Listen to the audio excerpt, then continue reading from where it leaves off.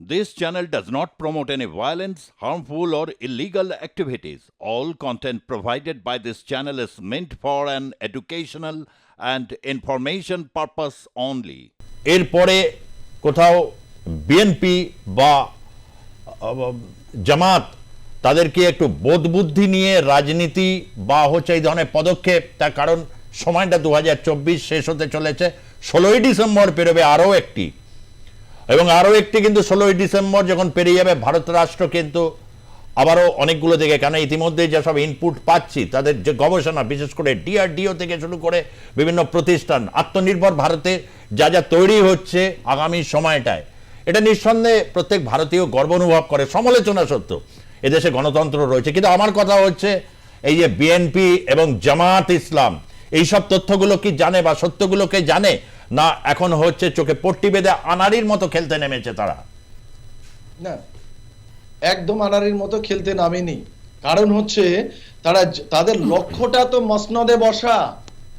ফলত তারা যদি ভারত বিদ্বেষমূলক কথাবার্তা না বলে, তাহলে পরে তারা তাদের নিজেদের দেশে অপ্রাসঙ্গিক হয়ে পড়বে। তাই যত বেশি সংখ্যালঘু নিধন করতে পারবে, যত বেশি ভারত বিদ্বেষমূলক কথা বলতে পারবে, তত বেশি তারা সেই দেশে প্রাসঙ্গিক থাকবে এবং ভোটের বৈতরণী পারাবার করবার ক্ষেত্রে একটা গুরুত্বপূর্ণ চাল চালতে পারবে। এবং ফলত সেখানে সংখ্যালঘুরা এদের হিংসার বলি হচ্ছে শুধুমাত্র নির্বাচনের একটা কৌশলের কাছে।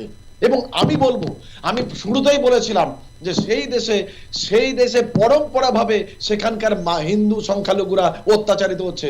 দুর্ভাগ্য হচ্ছে সেখানে আজকে পূর্ব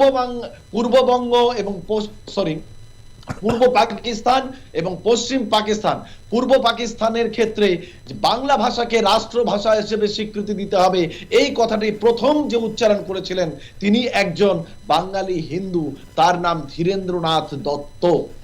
এবং সবুজের মধ্যে লাল যে সিম্বলটা দেখছেন, সেই নকশাটাও তৈরি করেছিলেন একজন হিন্দু, তার নাম হচ্ছে শিবনারায়ণ দাস।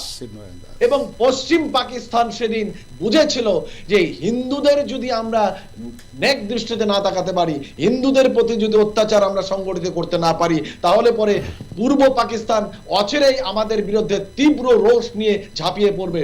ফলে 71 সালের যুদ্ধের সময় সবচেয়ে বেশি অ্যাসাল্টেড হয়েছে, সবচেয়ে বেশি ধর্ষিত হয়েছে আমার মা বোনেরা, অর্থাৎ সংখ্যালঘুরা।